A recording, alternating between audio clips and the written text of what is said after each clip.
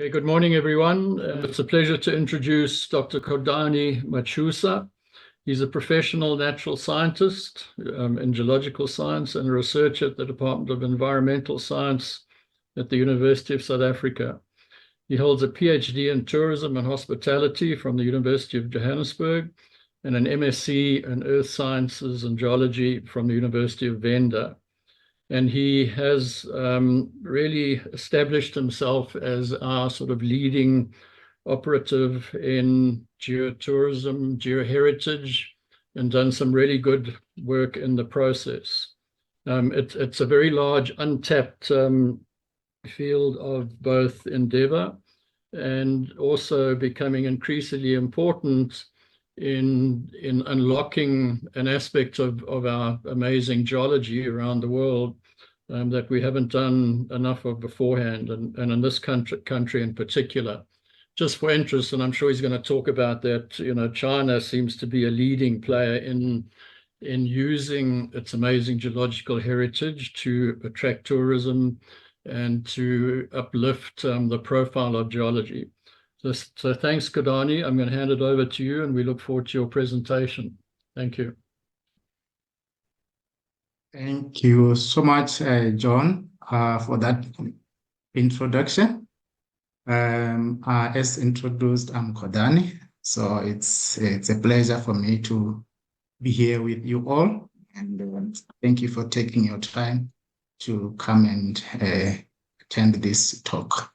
I just want to acknowledge John and the Overberg Geoscientist group for this invitation and for always pushing the concept of geoheritage and geotourism. I really appreciate the work that you are doing, and I hope we continue to work together. And my talk today will be on unlocking South African immense geoheritage potential, upside for geotourism and job creation. I thought it would be important to just highlight some key concepts and so that we are moving from the same page. And we all know about the 5 geos. The first geo is geodiversity, which refers to the variety of natural elements. This includes rocks and minerals, landscapes and processes. And then the second geo is geoheritage, which include the geological elements, landscapes, processes of the earth that we value and we must conserve. And the third one is geoconservation, which deals with the management strategies, guidelines, plans, and activities to conserve geoheritage sites and geodiversity. So here, geoconservation is combining geoheritage and geodiversity. And these management strategies include strategies like geoparks, and parks and such. And then the fourth geo is geotourism, and which is the sustainable utilization of geoheritage sites and geodiversity for the benefit of the society, and emphasize the benefits for the local communities. The fifth geo, which is also a new concept, is geoparks, which include the management of geoconservation and geotourism for local sustainable socio-economic development. Again, I will talk about these initiatives of geoparks and geotourism as I go on in the presentation. And here we're talking about global programs that have been initiated by international organizations, such as UNESCO and the IUGS. The first concept is UNESCO Global Geoparks, which is trying to develop geotourism and geoheritage, especially for the geoconservation part. And today, geoparks are defined as single, unified, and defined, and they must have a border and a size. And this must be geological sites of international significance, and it's important to highlight that it must be international significance, not just local or regional. It must have international significance. And it must be geological, which means it must be natural, not man-made. but there can be aspects of cultural heritage within it, but the main feature should be geological and natural. And it must be connected to natural and cultural heritage, and there must be a management body with the legal recognition. So in South Africa, we might be talking of departments such as Department of Tourism, Department of Arts and Culture, or Department of Mineral Resources, or Department of Environmental and Forestry. And it must emphasize education, awareness, protection, and sustainable development. So there must be issues of how the geoparks is educating the communities. How is it making the geopark protected? And it must respect the involvement of local communities. So this is a very important aspect that it's close to my heart, that local communities must be involved in geoheritage. And to date, we have about 213 geoparks globally in 48 countries, and 2 in Africa. And we don't have any geoparks yet in South Africa, but I think there are projects that are coming. I think there is some movement. I'm just not sure how far that is, but I've heard of some projects that are coming. So hopefully that will come soon than later. Here I've just shared some international examples of global geoparks. You can see here on the pie chart on the left that most of the geoparks are dominated in Europe and China and some parts of Asia as well. And as I've indicated, that we only have 2 in Africa. And you have just given an example in Spain, the Conca de Trump concept in UNESCO Global Geoparks in Spain. And these geoparks are very much involved in all aspects of sustainable development, like I indicated in the definition of geopark. And in China specifically, you will find that some of these geoparks, like the Mount Changbaishan and Dongham UGP, these are very famous geoparks. And they are very much involved in the creation of job opportunities and education. And the Mount Changbaishan geopark, it mainly features the dramatic landscape, as you can see in the picture there. And it's diverse rock types that tell the story of the massive eruptions, as you can see, the lake that forms on top of that mountain. Whereas the Dongham UGGP in China as well, it's a Jack desert landform, and it develops with other brands, such as the national parks like we have here in South Africa. And it's also overlaps with some cultural heritage sites and other national tourism sites as well. So a geoparks, it can overlap with already existing national parks or nature reserves. It should not just be a new stuff. You will see as I go with my presentation, as I give examples here in South Africa of the sites that we have. I think we have a lot of sites that are already protected, such as South African national parks, some natural and national heritage sites as well. So we have already started the program of geoparks, just that we just need to start the process of being declared as UNESCO geoparks. So you can see also here in Izu Peninsula in Japan, and also in Vietnam, some magnificent waterfalls. So these are some of the examples I thought I just indicate that what other countries or continents are doing. But as I indicated, the major issue just I want to highlight here is that yes, Africa and Southern Africa especially, we're still lagging behind. Again, another program is the IUGS Commission on Geoheritage. As you can see on the picture on the top on the right, it shows the IGCP's Project 731 of the Global geosites project.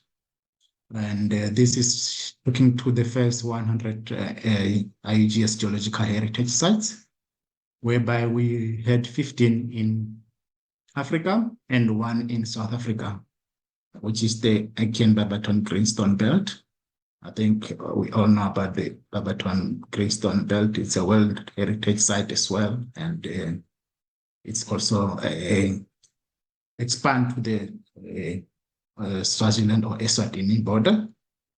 But also there is the second 100 IUGS geological heritage sites that is on the horizon. I think it's these ones are going to be announced at the upcoming the Geological Congress in Korea. And there are 5 candidates from South Africa. And hopefully we'll have 2 or 3 of these being declared. That's the Sea Point contact, and then the Aitken Pongola Supergroup near Satse, KZN, and the Lake Devonian Polar Tetrapods, and Estuarine as the Waterloo Farm, the Kalahari Manganese Field in the West Northern Cape, and the Vredefort, which is already a World Heritage Site as well.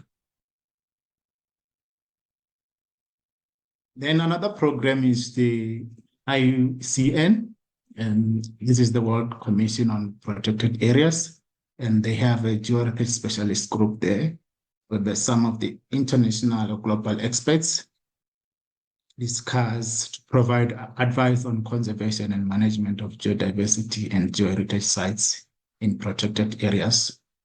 And this includes the World Heritage Sites, which we already have 10 in South Africa.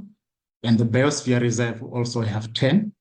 So again, I want to emphasize that we're not starting from the beginning, as already some of these sites are already declared at an international level. So it's just us packaging the dossier to be recognized as UNESCO geoparks. And here I want to highlight the importance of research in geotourism and geoheritage. And you can see that although this is a little bit outdated, it's the work by Ruban 2015, you can see that, but the picture is still almost the same. Most of the work is being done in Europe and Asia, especially China. And some good work is being done in Australia as well. They also not yet have the geoparks, but they have geoheritage initiatives going on. And also work is being done in South America and North America as well. Again, we are still looking in West Africa, and I hope the work that the OGG and other institutions that are doing will change this picture dramatically, because there is no way why we cannot dominate as we have a magnificent geoheritage here in South Africa. And when we come to Africa, we have a program on AUG, or the African part of it's a sub of the global UNESCO geoparks, which is the African UNESCO Global Geopark Network. And we also have the Geological Society of Africa and the Organization of African Geological Surveys, or IUGS. And there is also the IUGS 10 Action Plan, which is called 10 TAP for Africa. This is a new initiative as well of the IUGS, whereby they have a component on geoheritage, which I find it very interesting, and I hope that these initiatives will be taken further to highlight and really appreciate the geological sites here in Africa, especially in South Africa as well. And there is also a kind of geo project, which is also a project of the IUGS, and they were mainly focused on awareness and education of African experts and especially looking at working together with the IUGS, like the geological surveys in Africa. And I was fortunate enough to have attended one of their training, which was on geoheritage in Botswana in April this year. So it's a very good initiative. Unfortunately, I think the project is coming to an end soon, but I think the possibility of it being extended, and I hope that it can continue. But however, I think there is still fragmented approach, especially when we're looking into this African programs. And I just want to highlight some African examples here in Africa. For example, here I've started with the UNESCO Global Geoparks in Africa, which I've already indicated that we only have two. And the first one is Ngorongoro Lengai UGGP. And it's known for its significant geological heritage, especially as it contains the largest unbroken, unfolded, and inactive volcanic crater in the world. And it is also called the Garden of Eden. And it also contains the Oldonyo Lengai, which is the only active volcano in the world to produce carbonatite lava, which is rich in calcium, sodium, and also carbon dioxide. And it's also some magnificent natural sceneries, especially as it is related to the East Africa Reef of 20 million years ago. And it's also have some calderas at the summit of the shield of this volcano. And its crystalline basement has got some magnificent features such as hills, saddlebags, and gorges. So it's also connected to the archaeological and cultural heritage, as you saw in the definition of geopark, that it must be connected to natural and cultural heritage. And here it's got some lateral footprints, which are, so you can see at the bottom picture there on the far right, on the right, showing human walking upright. And also I've got some gorges showing evidence of early human ancestor fossils and tools. So it contains all these aspects of natural and cultural and archaeological features. Also, you can see the wildlife animals within the geopark itself. So it incorporates also the biodiversity of the area. And it's also been declared internationally as the World Heritage Site as well. And also a biosphere reserve, and also a UGGP, as I've already indicated, that is a geopark.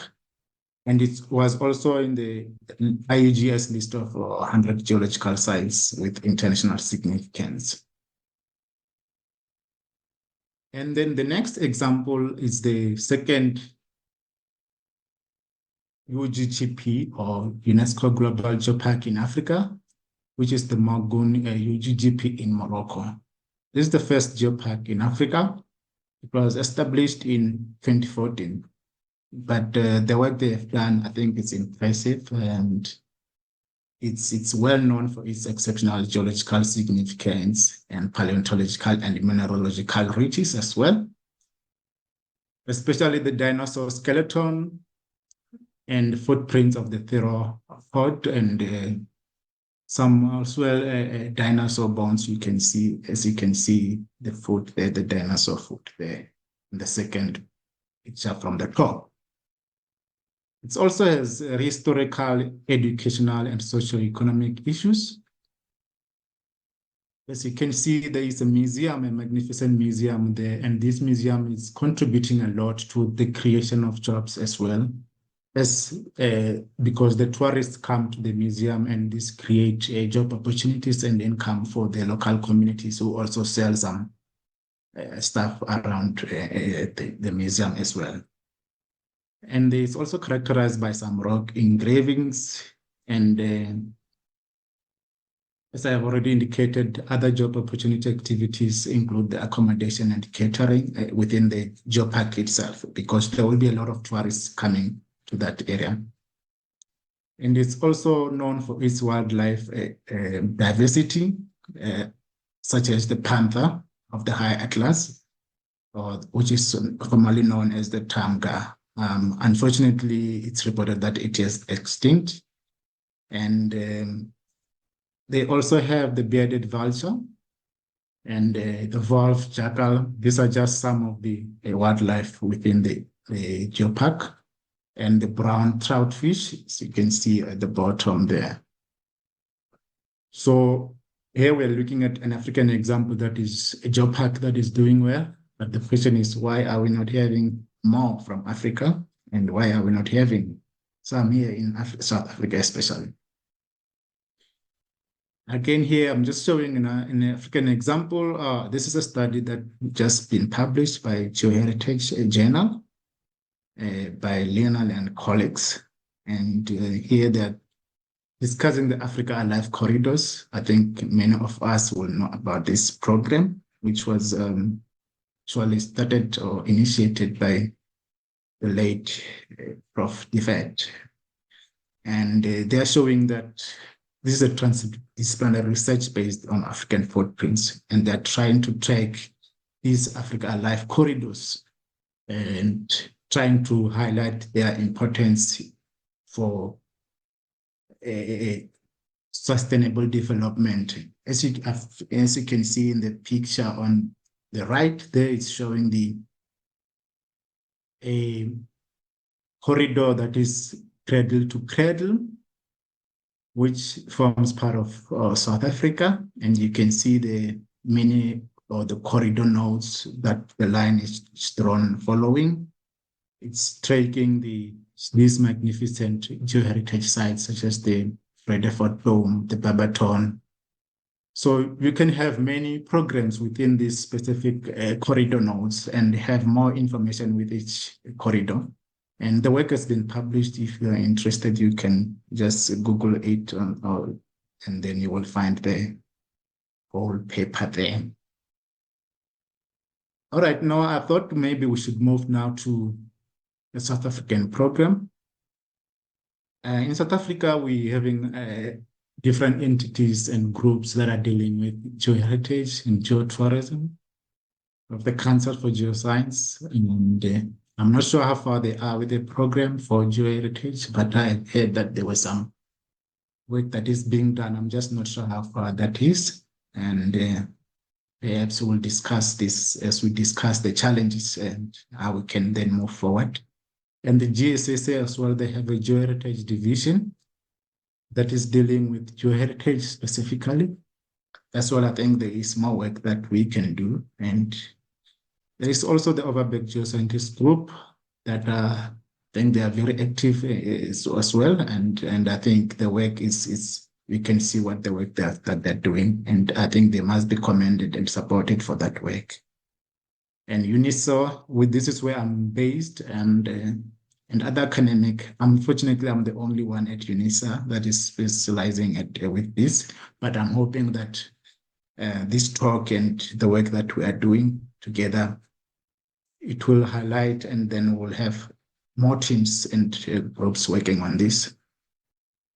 Unfortunately, on the government side, I think we're still lacking in terms of the political will.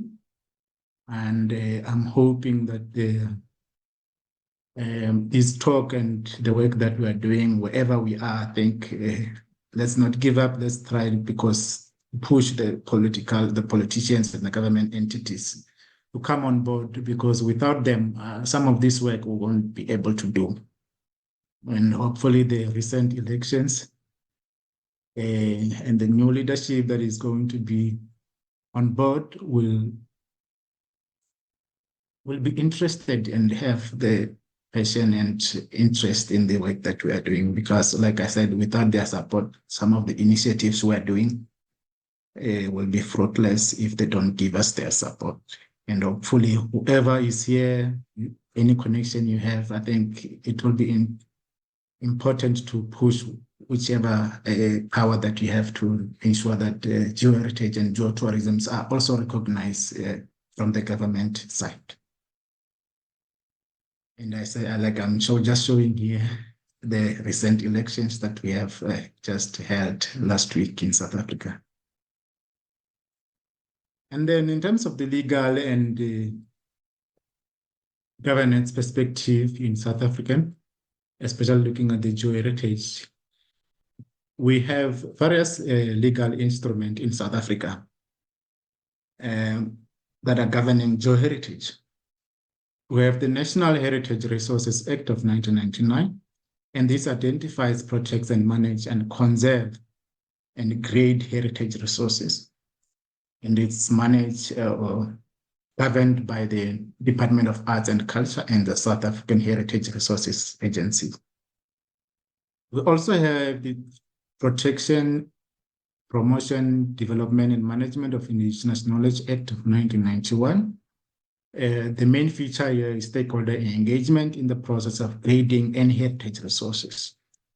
And this is run through the Department of Science and Innovation Advisory Panel from the Department of Science and Innovation. There is also the National Environmental Management Act of 1998. Specifically, this speaks to the preservation of heritage resources. So you cannot have any property or any development without conducting any environmental impact assessment. And this must involve identification of heritage resources. And this is through the Department of Forestry, Fisheries and the Environment, and also the National Environmental Advisory Forum. We also have the National Heritage Council Act, which develops, promote, and protect the national heritage. This is run by the Department of Arts and Culture as well, together with the National Heritage Council. We also have the World Heritage Convention Act of 1999, which recognizes and establishes World Heritage Sites. And like I've already indicated, we have 10 of World Heritage Sites here in South Africa. And this is also from the DFFE. Another legislation is tourism. This is also important for the promotion and conservation of natural and cultural heritage. And this is through the Department of Tourism and the South African Tourism Board. Again, you can see that we already have established legislations. Although this legislation, they don't specifically speak to geoheritage, but they speak to heritage resources in general, which that include geological sites with significance. But again, it's the issue of, is there political will and will from the government side to really recognize these geoheritage sites? You will recognize that most of the heritage sites you will find in the South African Heritage Resources Agency database. Most of them will find their cultural and buildings and stuff like that, without really recognizing the rich geological significance that we have in South Africa. Okay, now I think it's time to move on to the geological sites of significance here in South Africa, and looking at the major geoheritage sites only. I won't go into details because of time, and I think I will not have enough time to go into details of each one of them because we have very many sites. Here I'm just showing the global or the African overview of how South Africa is in relation to Africa, which we are part of. You can see that we have many mineral resources and have many mines, especially if you look within the Kalahari Craton, and we have many gold deposits and mineral resources within the Kalahari Craton, and we have also diamond mines as well, and we also have manganese. So like I've already indicated, the Kalahari field, and we also have heavy mineral sands as well, and coal resources. So these are all geological sites, and it's just that they are being mined, but they also fall within the geoheritage.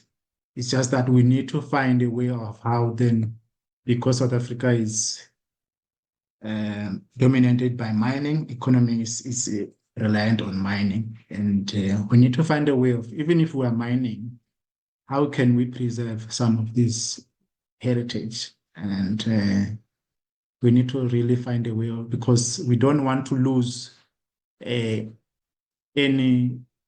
geological sites of significance, even if it's just a sample or any material that will be preserved for future generation. we should not just explore everything and discard everything.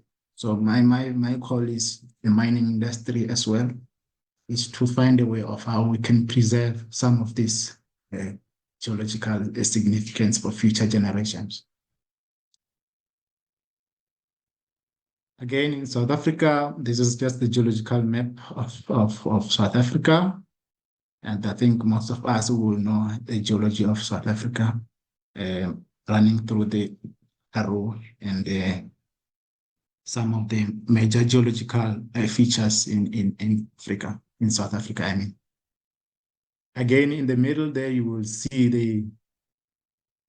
the picture that I highlighted earlier, the Africa Alive corridors.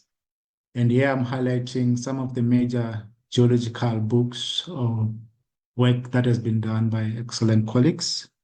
We have just started in 1999. These are not all the books, but I thought to highlight some of the works that have been done. In 1999, we find the work that was done by Felion and Remo on geological and mining heritage. So colleagues, we're not starting from scratch as the work has been done already. So it's just a matter of how do we take it further and incorporate it into our day-to-day life. And also of the geology of South Africa and 2006, and the Geological Atlas of Africa as well in 2006, and the geology of the beaten track by Nick Norman in 2013. Again, the geological journeys in 2013. And in 2015, there was a work that was done by Grab and Jasper Knight on landscapes and landform of South Africa. And then again, Kevin Whitfield in 2015 explained the 50 must-see geological sites in South Africa. And the most recent one, I think, and I'm sure there might be others that I'm not aware, is the work by the Anhansa and Felion on the top geological sites in Africa, and also the great mineral fields of Africa as well. That was part of the International Geological Congress that was held here in Cape Town, South Africa.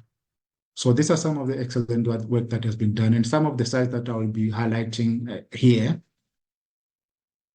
will be coming from the work that other colleagues have already done. But I thought it's important to highlight that there is already excellent work that has been done and that is being done. The first major geological site I will highlight is the Limpopo Corridor. These include the sites that are such as the Mapungubwe and the Kruger National Park. There are also sites such as Pipidi Waterfall, which are Venda, we call them Zwipo, which are sacred sites for the Venda people, the Fundudzu Lake, the Phoenicia Mine, the Makaspan Caves, Kalabora Complex, and many more sites that are within the Limpopo Corridor. And this corridor is also part of the Limpopo Mobile Belt, which is found between the Akan Zimbabwe nuclear to the north, and also the Vaal nuclear to the south. It's also characterized by sandstone formations in the Mapungubwe, and also the rock types of Akan basement terrain underlying the western portion of the Kruger National Park. And also some ancient gneiss with komatitic greenstone xenolis and Potassic granites in the southern part of the Kruger as well. Again, this is just an indication of the work that I did at the Kruger National Park. I published work on the methodology for examining geoheritage or geotourism potential at the Kruger National Park. And we published the work, and yeah. So this is some of the sites that we will find in the Kruger National Park. Again, these are sites that are very important and very unique and, can be incorporated to develop geotourism within the Kruger National Park. What you're looking at now is a cave within the Kruger National Park, and there is also a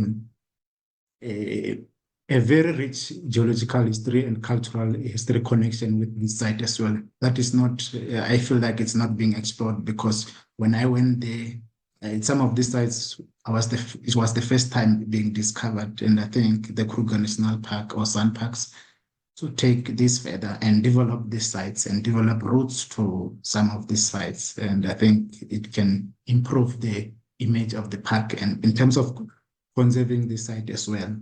And we also did some work on unlocking South African geoheritage potential with John and colleagues, and some of the work has been done by the OGG as well.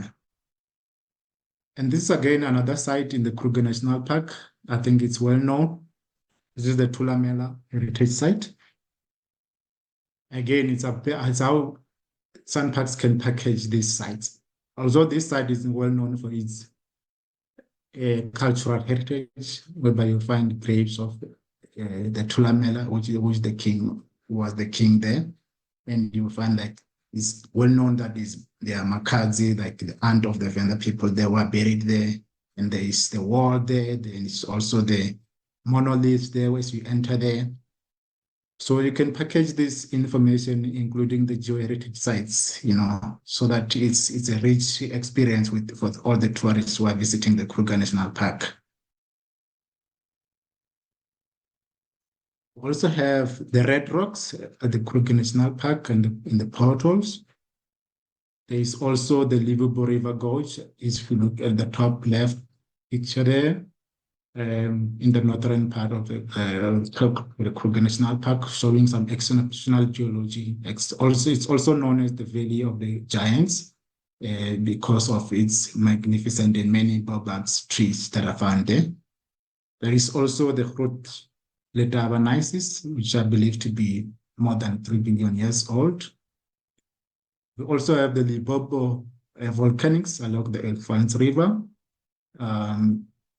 And it was showing some eastward dipping towards the Sabi River, and also some basalt flows, cross-cutting dolerites and felsic as well.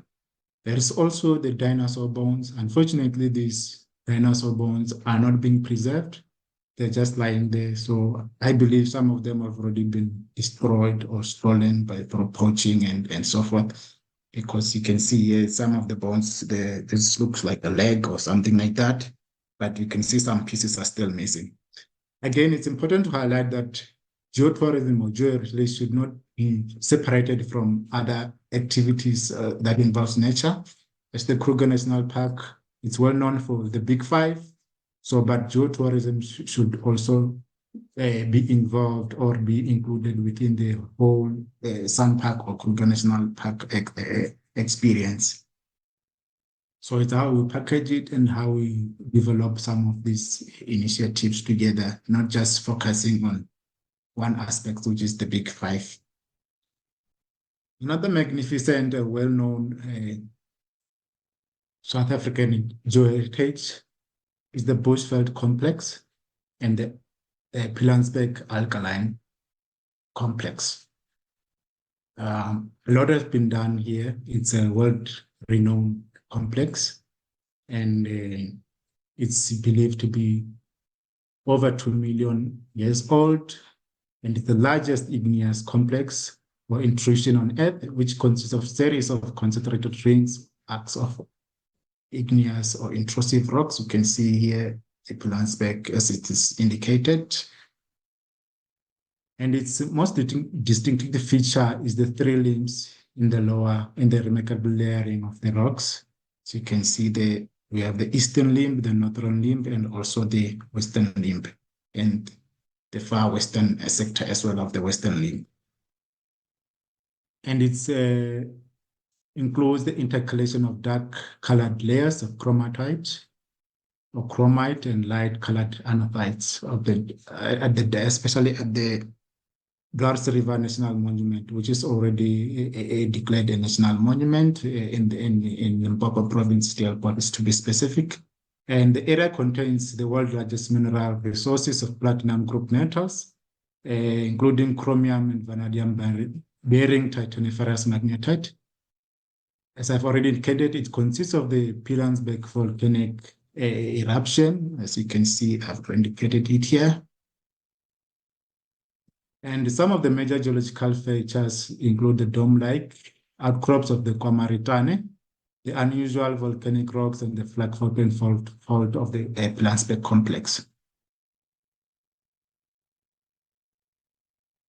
The next magnificent geoheritage site that I thought I should highlight is the Northeastern escarpment of South Africa.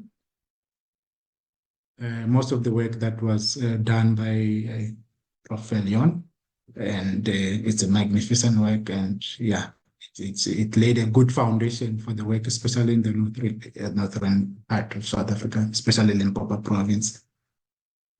Here, the Lowveld region of the east of Escarpment is underlined by the granite greenstone of ancient cratonic basement with ages going back to 3.5 million years.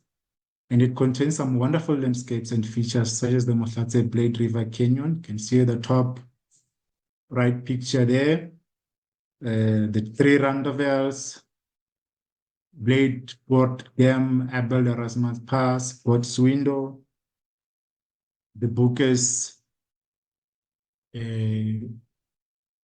portholes, the Sudwala Caves, and many more sites, like Jonesport and Graskop Waterfall. So there are many sites within this corridor or this escarpment that can be used as geoheritage sites, and that can be packaged very well. And here I'm highlighting the work that has been done already by Roger Schoon, and I think he did a wonderful presentation as well on geoheritage and geotourism of the eastern limb of the Bushveld complex. And the work that was published by Leon and Schoon as well on geoheritage of the eastern limb of the Bushveld Igneous complex, showing some unique exposed layered igneous intrusion, and also the geoheritage of the eastern limb of the Bushveld complex as well by Schoon. The next site I would like to talk about is the Vaal-Magalies geodiversity. Again, here we're talking of a geoheritage destination, and that includes the Vredefort Dome, which is the largest impact crater on Earth. Like I highlighted at the beginning, that it's already been nominated for the second 100 IUGS geological sites, and hopefully it will be successful.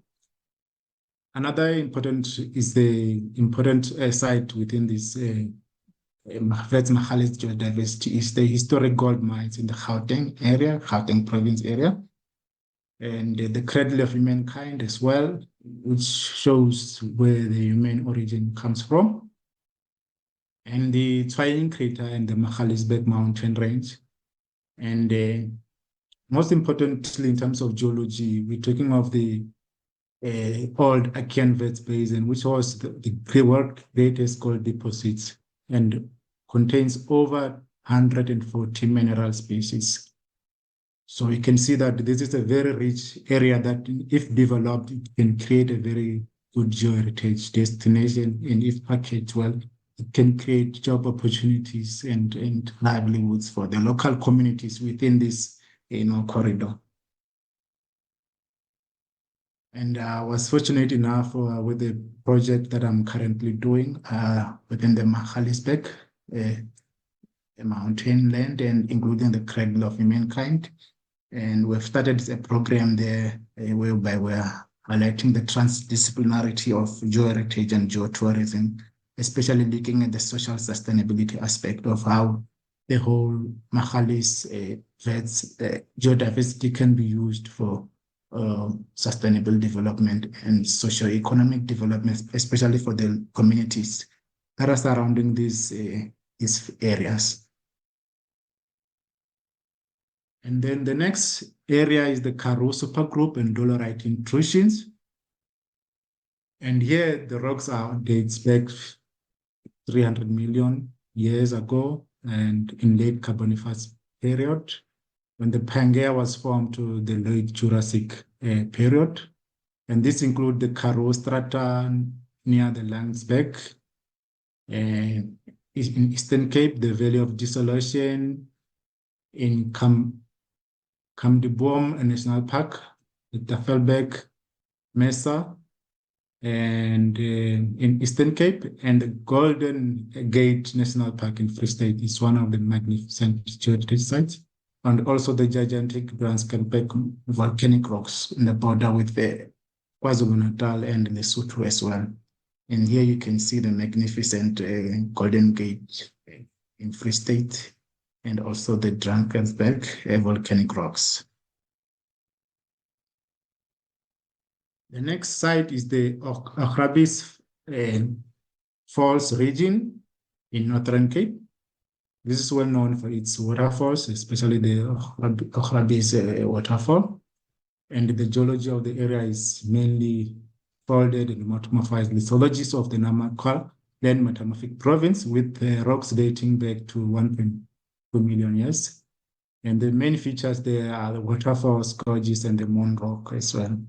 So again, the work has been done in terms of geological mapping, although I could not find a really good geological map. I found this work that was done as well by Stapelbeck in 2015. And the next one is the Table Mountain in the Cape Peninsula. And the geology of the area contains spectacular geological formations and distinctive landscapes reflecting the underlying late Precambrian Malmesbury group shale rocks. And the main geological attraction in the area include the Table Mountain, the Signal Hill, the Lion's Head, as you can see at the bottom picture on the Lion's Head, you can see it there, you can see the Signal Hill. And so the site just need to be packaged well. I think the work that the OGG is doing, I think they're also highlighting some of these sites as important geological sites as well that can contribute to local economic development and geoeducation as well. The next major geoheritage sites in South Africa is the Cape Fold Mountains, which contains the oldest rocks in the area, which are dominated by mud rock deposited during the Proterozoic period. And some of the main geological sites of significance include the unusual erosion features in spectacular Tortoise Woodland Mountains, the Cedarburg Mountains, as you can see the Volsberg Arch on top there, the Maltese Cross, the Swartberg Mountain, and the Merrick Sport Gorge. I'm sure the OGG team and other colleagues in the Cape will know about these sites more than I do. And but I thought it's important to highlight this. And it also includes the Tsitsikamma National Park, and it also encompasses the Kango Cave, which is considered one of the great natural wonders of the world and the biggest show cave system in Africa. I chose to speak about these three sites last because they are transnational geoheritage, like the Maloti Transcarpet Transfrontier Conservation Development Area, which transcend to the Lesotho. And the site is mainly part of the Karoo Supergroup formed in the Karoo Basin in the Gondwana time during the Permian and Jurassic periods. And it consists of beautiful and scenic Kamhlanga Drakensberg Park mountain range. This includes some magnificent cliffs, lava peaks, continental flood basalt succession, some boulders, and also dinosaur footprints have been seen, and some waterfalls as well. And so there are many waterfalls like the Ukela waterfall, and which is the world's second highest waterfall at 948 meters high. And I think there is work that has been done because the site is already a World Heritage Site. But I think I would like to believe that more work can be done to really use the site for socio-economic development within the local communities around this area. And the Richtsfield field is also one that expands towards Namibia.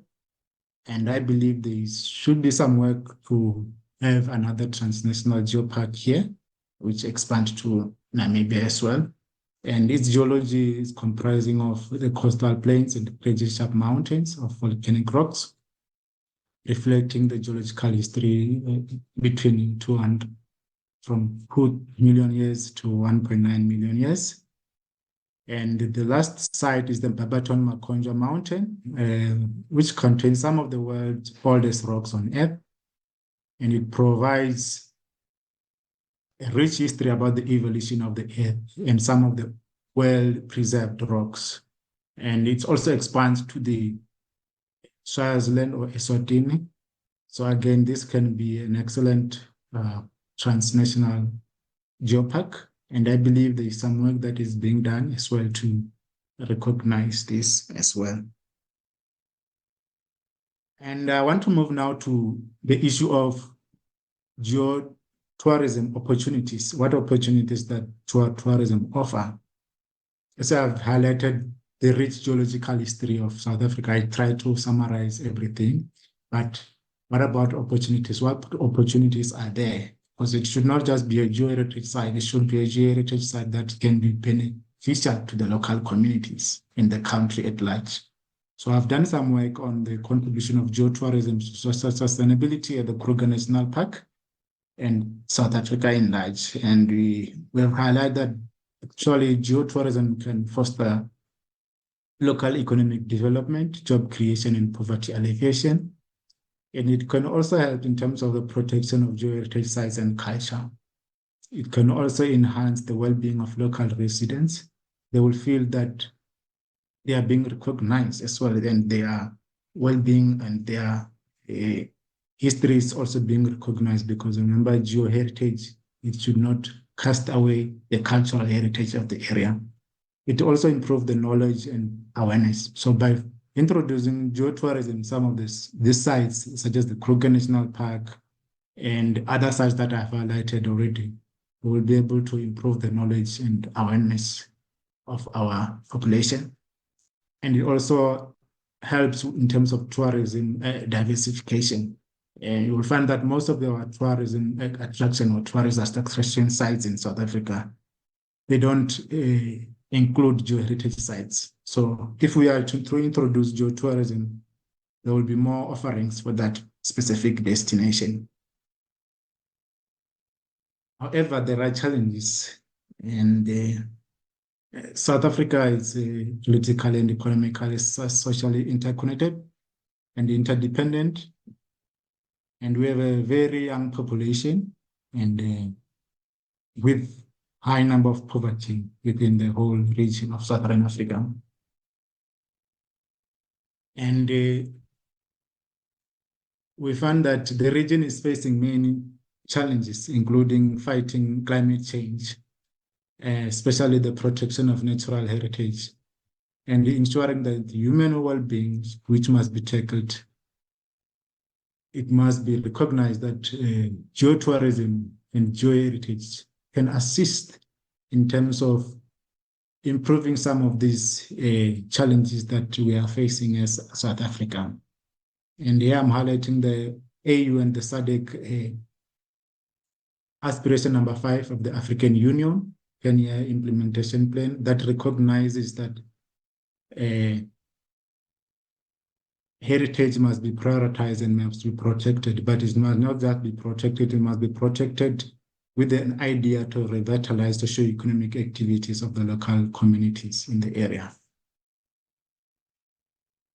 I've highlighted here some of the work that I've done on challenges of geoheritage and geotourism in South Africa. If you are interested, you can look at these publications, which highlights climate change, threats to geoheritage, especially in South African national parks, and also highlight some of the governance challenges, in terms of geotourism and geoheritage, looking at the whole South Africa governance perspective and also Africa at large.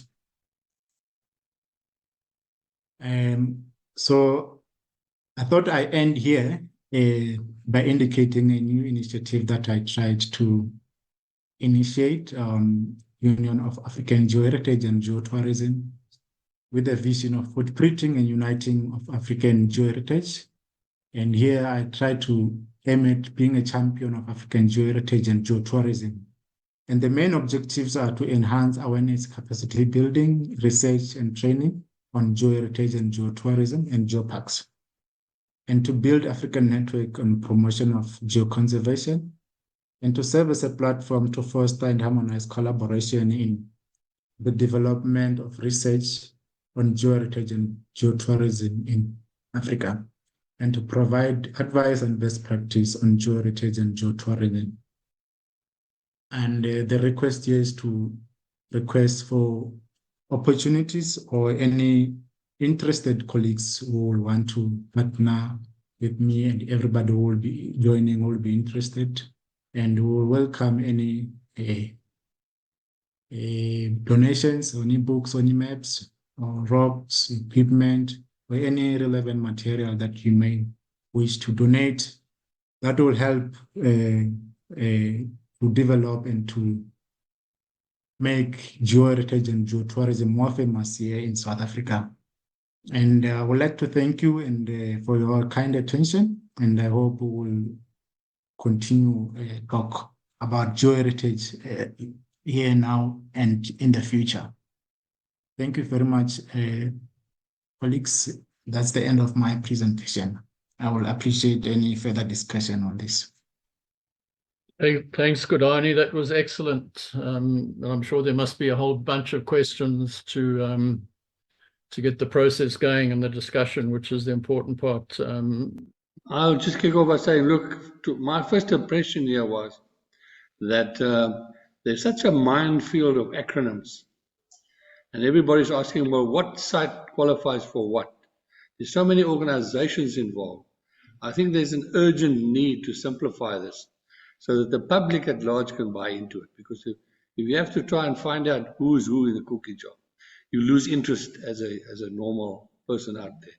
I think we've got to be realistic about it, not to look so much into the research side, but to sell this to the public.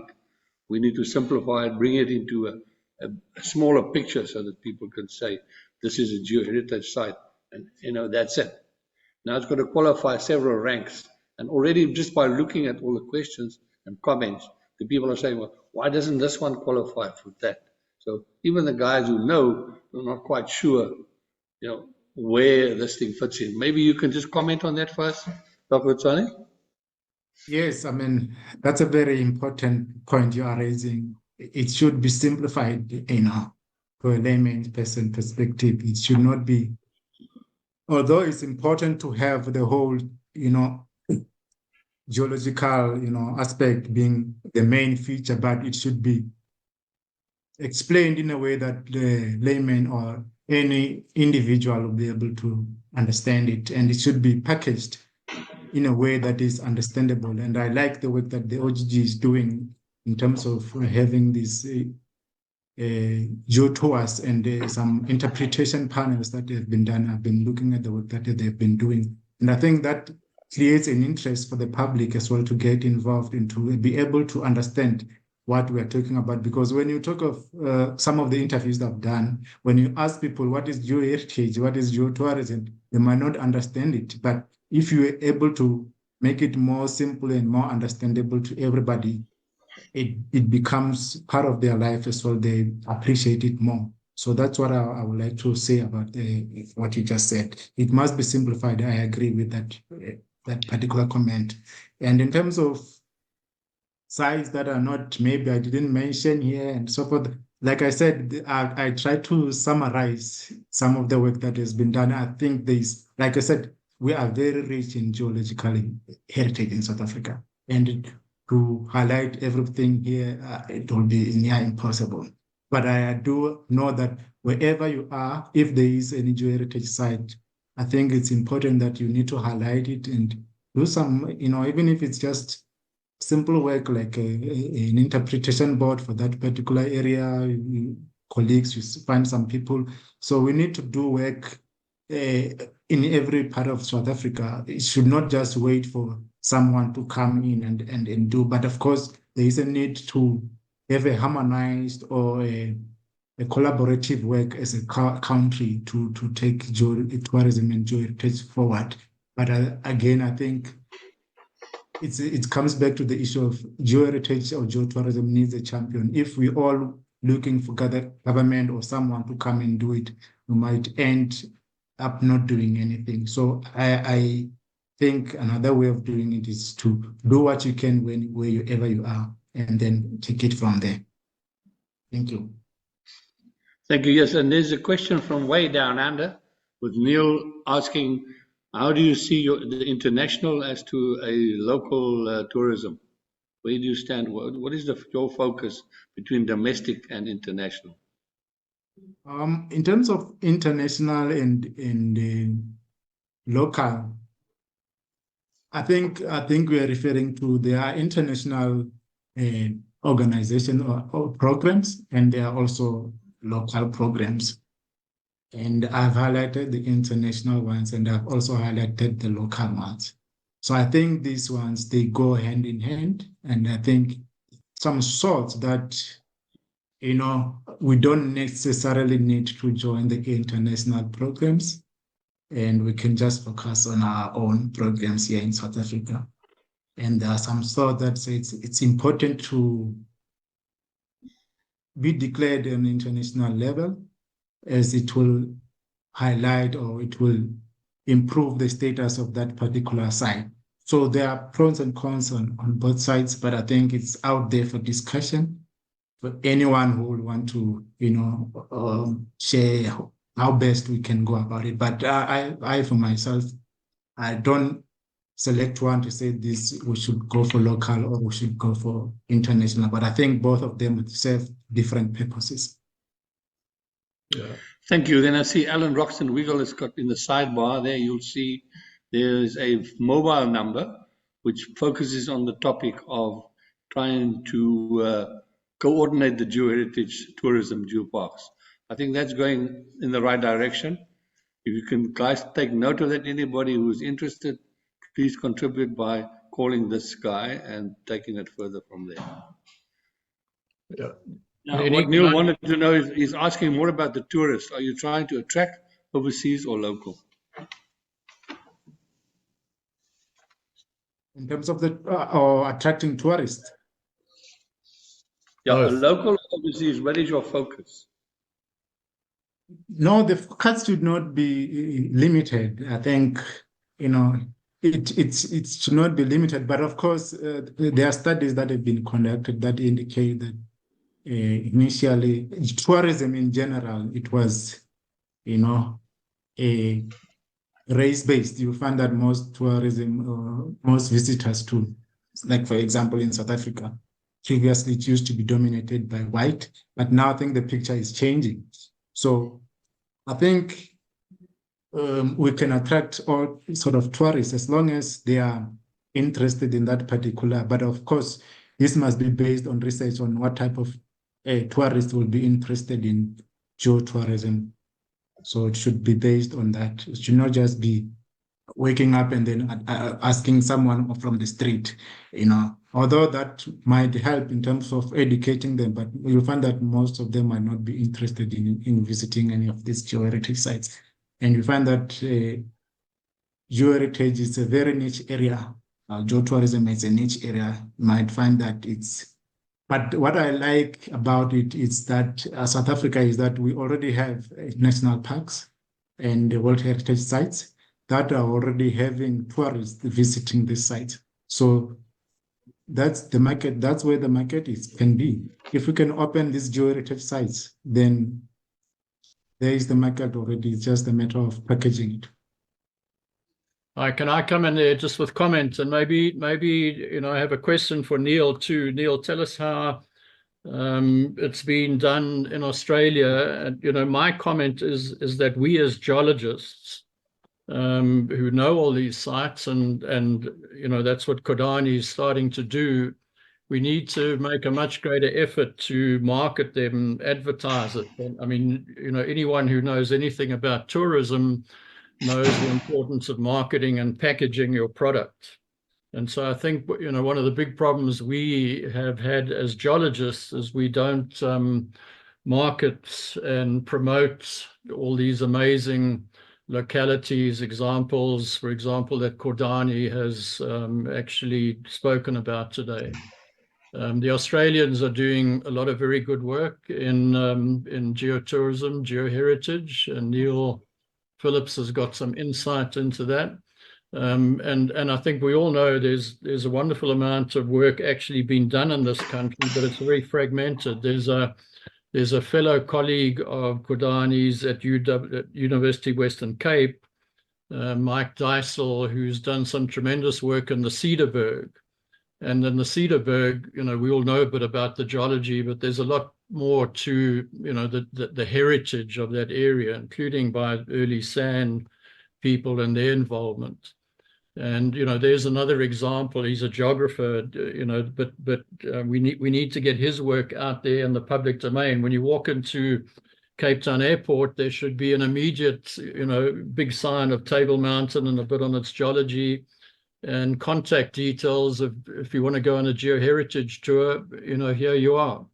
And where's John Roff? John, if you're still on the talk, tell us, how you think we can improve. I don't want to profess to know an awful lot about the Australian scene at all, and okay. I thoroughly enjoyed. That's why I came today to listen to this. I'd probably know more about the Azores thing and learn from their situation. I guess why I asked about the international versus domestic is what domestic people will travel around to South Africa to see these things for certain reasons, and it's a very different set of situations for people travelling from overseas to come and see these. And I guess I go back, it's probably 50 years or more that everyone knew about the Bushveld and the Wits and Vedderfort and all these type of things. So the actual places aren't new. What are we trying to do now? Are we trying to protect them through this scheme, or are we trying to highlight them through this scheme, or are we trying to bring in money through tourism? I mean, they're very simple end members, but that's where I'm trying to get to. What's our real aim and what's our target audience? Good points, Neil. Khodani, you're in the deep end, and Bill here. Bill will comment too. Go on, Bill. Okay. I think, as I think about this and as I experience it, as I travel through what I still call the old Transvaal, the two types of sites, if you want to call them sites. There's the general overview, like that you would rather call landscape. And the Southern African geological landscape, quite apart from the geographical aspects of it, is quite fascinating to look at. For instance, in the West Rand, you can go to one particular site, which is now being destroyed by Zamazamas, where you can see pretty well 3 billion years worth of geological history, moving from Archean granites all the way through to a pre-Karoo surface. It's a fascinating place to visit, and you can see all the intervening layers between it. And similarly, as you travel through the northern part of South Africa, moving through the different landscapes, you can see how the landscape has evolved and the different geological groups that formations and systems that form it. And then you have the individual sites like the Dwarsberg site, that West Rand site that I mentioned. Other similar classical geological sites. It could be the Merensky Discovery Site, for instance, some of the sites in Barberton that we have. So one needs to collect those and protect those as individual sites. So they need to be catalogued. But also, I think whenever I have visitors and we are traveling through the part of northern South Africa that I know well because I've traipsed all over it, I usually go describing the geology to them as we go through. And most people are quite fascinated by it from a number of aspects. One is the sheer beauty of it.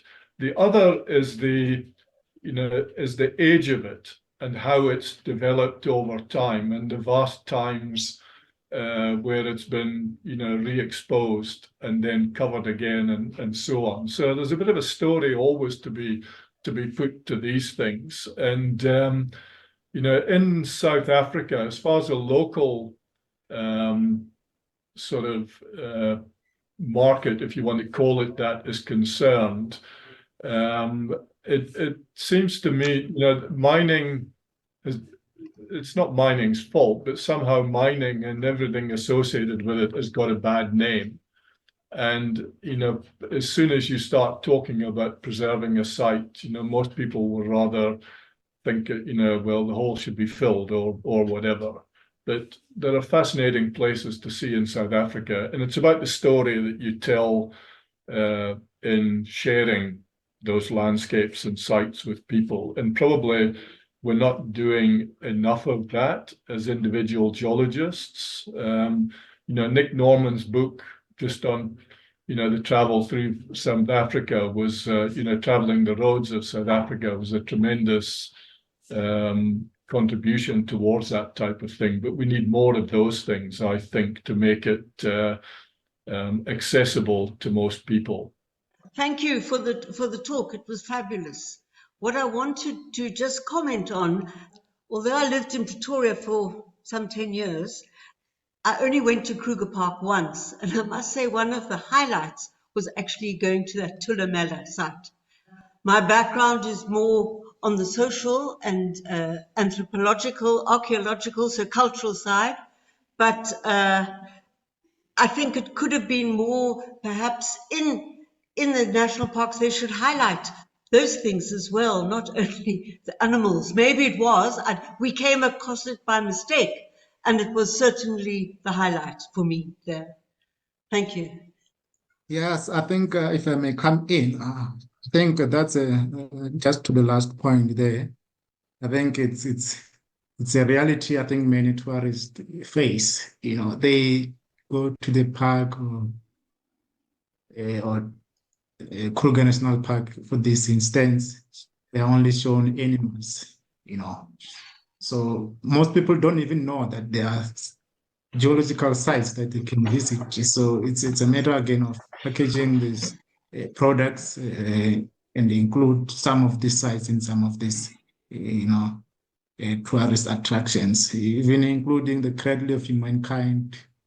You go there most of the times, the only thing they're interested in is the just hosting of the conferences and stuff like that. But what about the geology of the area and taking people to these sites? So even Magalies as well. So there's more work that needs to be done by of course, there are some situations whereby you cannot do anything because maybe some of these sites are privately owned, but the government owned properties, I think there is more work that can be done to make these sites more accessible and also more open to the public at large. And there was a comment about by Neil again in terms of what are we trying to do, whether protecting or are we looking at the international or local or looking for profits and stuff like that. So I think again, it's a matter of balancing the issues. I think we should not forget about protection of this natural heritage, because again, if you damage natural heritage, it's gone forever. You'll never get it again. So I think the most important thing is like a program like a geopark or even national parks or even national heritage sites program as well. The main aim is to protect these sites. But again, there are opportunities there that you can protect certain part of if there is an area whereby you can protect certain area and have a part whereby visitors or tourists can go and view. And again, when we're saying visitors must come in, there must be ways of how the people or visitors should move around so that they don't damage the heritage site itself. So it should not be just accessed and then at the end of the day, the area is damaged after visitation. So it should be packaged in a way that it's still protected for future generations. And there was a question also about funding, and I think it's a challenge. I think that's another discussion, but that we can have, because there are different sources of funding, but it's still difficult to have funding for geoheritage or programs like this. So it's really a big challenge. I think we can have a discussion about that on another time to find a way how we can get funding for this type of initiatives. And there was also somebody who talks about it from the peace parks who indicated they will want to connect. And I would appreciate to have a discussion with you so that we can take the initiative further. Yeah, thank you so much. If there is any questions further or any comments. Yeah. Joalice has raised her hand. If you can come, then we'll handle Julian's question in the text after that. But Joalice, speak up, unmute yourself. Yes, thank you so much for your presentation. This is really interesting. I was just wondering, on the one hand, you were saying that, for instance, the Mkonja Geotrail is not registered as a geopark. And I was wondering, on the one hand, what if one had to register those? Because, for instance, Mkonja Geotrail does have all the qualities to actually be registered as a geopark. I only joined in a little bit late, but I think when I go through one of the first slides flashed back, you mentioned all the different aspects that it had to go through to be registered as one. My one question was, if it was registered as a geopark, would there be additional funding that would be able to be allocated towards such a project? In other words, does it open up a certain layer of or certain opportunities where one can, like for instance, when you're registered as a World Heritage Site and that sort of thing, then there's certain funding that would come towards that specific site. And then secondly, would someone in WITS, for instance, not be well seated to actually then run with projects like that Mkonja Geotrail to go and register it as a geopark, if there's certain funding or whatever, or the benefits that can come out of it to be registered as that? Just as a side issue, I was actually the landscape architect to help developing that geotrail with the Potomac Chamber of Businessmen, and there were. We've eventually just had enough money to develop 13 sites, but there were in total over 26 to a much bigger range of sites that were actually available and should be part of the whole geotrail. But because of funds, we couldn't actually develop it further. What we also discovered, sorry, it's a very long intro and things, but maybe there's some feedback that you can provide me on this.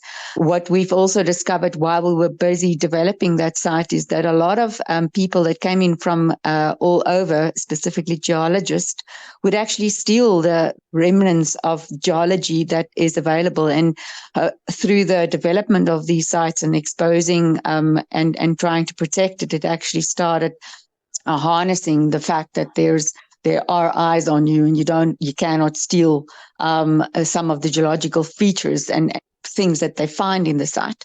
I would just like to know from you if there is some sort of a way that you can give us feedback if you are involved or can be involved to develop or get additional funding to develop things further. Okay, thank you so much for that wonderful question. And again, congratulations for the excellent work you have done in the architectural part of it, and especially the Barberton one. In terms of registering it as a geopark, I think there is a whole criteria of how to register a geopark. And I think that needs another session on its own, which I'm willing to do, but it needs a whole session on its own, how we can break it down, what they look at before you can be declared or registered as a geopark. So I think this is one of the reasons maybe in South Africa, maybe we don't have, because the process of registering is a whole another work that needs to be done. But I think the advantage of South Africa we have is because most of the sites we already have work that has been done. It's just a matter of packaging the work together and then submitting the dossier. Again, it's a matter of also having in terms of to get a geopark registered already in the country, you need a geopark committee, which I'm not sure if we already have one. I'm not aware of it yet. Maybe it's there, I just don't know about it. But you need to have a national geopark committee. In terms of funding, UNESCO doesn't necessarily provide funding for example, what they normally do, they do give support, I think. And for initiatives like this, they will normally send specialists or experts to come and assist in the development of a geopark. And I think that's the way of them funding you. But I'm not sure if there is a call for funding for the development of a geopark. What I know is that they advertise for call for support from UNESCO, whereby they will send a expert to come and assist in the development of a geopark dossier and stuff like that. But I think there are other mechanisms. I think maybe if there are interested partners in the area or in development of a geopark or mining industry or any private entity that can be involved. But normally geopark should, as we all know, like World Heritage Site, should come through the government entities, like the national departments. So they should also be involved, and I believe they should also have some sort of funding put through so that it can be developed. So that's another way of looking at it in terms of getting funding.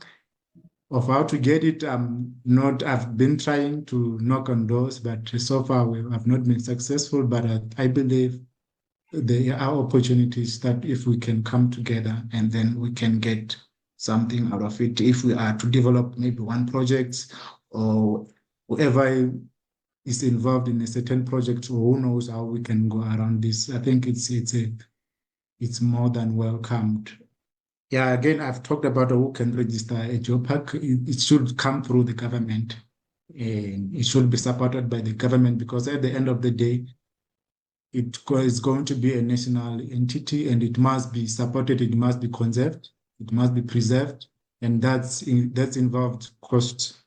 So if we're looking at maybe the Kruger National Park or the Cradle of Humankind or Barberton, it's already a World Heritage Site, it's already protected also. So the government already is invested money there. So they actually have to protect it. And to protect it, they need to have funding for that. And they need to have people who are involved on a day-to-day basis for that. And it's just that I don't know how the government is then involved in terms of initiating a new geopark, how they are involved, but I know there are some initiatives that are ongoing to recognize some of the sites that I've highlighted. I just don't have more information regarding funding. So that's what I can say. Yeah, Khodani, I mean, I think we're expecting you to now be the expert. I mean, you've done a great talk. You've got a whole lot of interest going.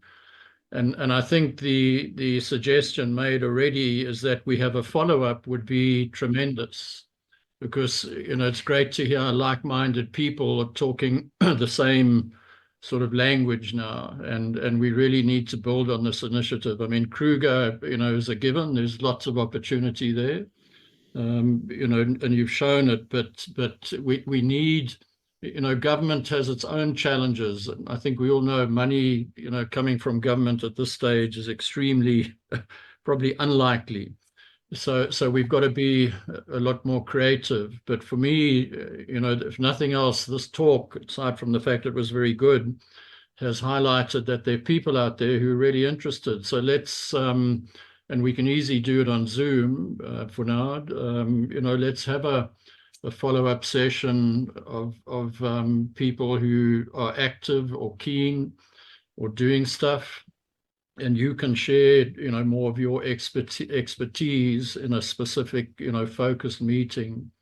And Alan, you know, Alan is also very active. I believe the CGS is involved in an initiative, as is the GSSA. So somehow we've got to pool these resources and you know, optimize the situation. And, you know, I would think people like you and Alan Roxton Wiggle would be, you know, key to taking this process forward. So that's my suggestion. And there are a lot of interested people. There's John Roth just come up with another suggestion. Now, John is a really high-class tour guide who loves geology, and he's recently, taken people around Kruger and shown them stuff there, and he does other trips. So there's no shortage of people and skills. We've just got to, do a bit more coordination and packaging, and then find how we creatively look for resources, particularly funds. One comment, I think there's a comment from Gillian there. This is what I wanted. I want to bring that in. Just hang in there a moment. When I saw the plume, the slider on the plume that came in, I was expecting a question from Julian, but she's pounced on another slide of yours, and she comes in there, and let's just repeat what she's written in there. She says, "I found the top right figure in the first slide of the world map shocking and scandalous. That the whole of Africa surely arguably recognizes having the most astounding and diverse natural cultural features in the world, has so few geoparks. Where does the international community, what are they doing about this? One is left wondering if the whole initiative is just an exercise of Euro-Asian I can't even say the word, and whether African nations should start this on their own to fund us." Now, I think that's where you want to come in and take us further on that one, Khodani. Yes, I wanted to comment on that. Yes. Yes, John, you can go. No, just so that you know, Gillian's coming to visit again in August, so we'll take her on physically then, but you can comment now. Okay, no, that's great. No, thank you for that comment, Gillian. I think it's when I was starting on this initiative as well of starting my interest in geoheritage, when I was reading and looking at this picture that you painted, is scandalous. It's scandalous. That's my first thought that came to my mind. How is this possible? And looking at it and having studied a lot on geoheritage and in geotourism, one is left still with many questions again, but not many answers on this issue. But you can be honest, Khodani. Yes, I'm trying to be honest as possible, and I think there is a lot of focus. When I did a review on the whole this program, geoparks and whatever, geological sites, there is biasness towards the global north. That one I won't lie. There is a lot of bias towards that, and I think it's up to us to raise our voices, really, to say this is not right, what is being done, because the bias is there. It's not a question of it's not there. It's there. There is a lot of bias towards the global north, especially excluding the African, continent. And I've been trying to push as well wherever I have an opportunity to highlight the African continent and South African continent, to say, no, this is not right. We are here as well, and we need to be recognized, because even if you attend their talks or their presentation, they will highlight Africa as the cradle of humankind. They will highlight the richness of geological significance of South Africa, of Africa. Some of the sites that we have in Africa, they use them as standards in their own countries. But the question is, why are they not there in some of these global programs? And I think, and there, again, it comes to governance as well. You find that some of their governance structures, they don't necessarily include people from Africa. So you find that decisions that are being made there, of course, they will be biased to, certain areas. So again, there is a lot, even here in South Africa, our governance structure sometimes is questionable in terms of who is involved there. So I think it's a whole lot of issues that need to be addressed. And I think whoever who's having an opportunity to sit at a certain level, it's up to us to highlight some of those things, to be honest, to say, I think this Africa also deserves an opportunity to be recognized. And yeah, that's an honest truth that I can say for now. Okay, you got lots. but- You got lots of work to do. Bill, I think, we also need just to think about it. If you think about it from a marketing point of view, if you're doing any development, whether it's a mall or, some place that people are going to visit, an amusement park or whatever, it's foot count that drives these things. Now, Africa has got millions of fantastic potential geoheritage sites. What we don't have is the foot count through all of these things. And a lot of the sites are difficult and very expensive for people to get to. So for us to share those, we have opportunity to share those virtually, those of us that have the opportunity to visit them. But I would argue that the best thing, you build up something from a floor normally. Now, here in South Africa, we've got quite a few fantastic geoheritage sites, and we can build up foot count on those. It comes with its own risks, building up foot count, but that's up to us who take people to these places and show them.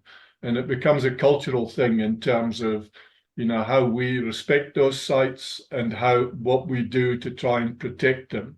And and how we share them with individuals. And as I said earlier, for me, it's always about getting people to imagine, what it was like 300 million years ago as you overview Adwaika Valley, or 2 billion years ago if you're looking at the pre-Transvaal topography, Transvaal system topography, those things. And little by little, 30, 40 years ago, geoheritage didn't really exist as a subject. Now we've moved quite a way along. And I think in 50 years' time, South Africa should be, quite a center for it. And it will spread out into Zimbabwe, Central Africa, and elsewhere as these places become more available to people. And you're probably seeing that to some extent in East Africa. Just think about the anthropological sites, people visiting the gorillas, but they don't go to visit the volcanoes and things like that, or very few do, and Serengeti and those places. So there's a bit of marketing to be done by us at every opportunity when we hear of people visiting those particular sites for different reasons, because the two can be married. thanks, Khodani. Thanks, Seni. Well done. And thanks for a tremendous turnout.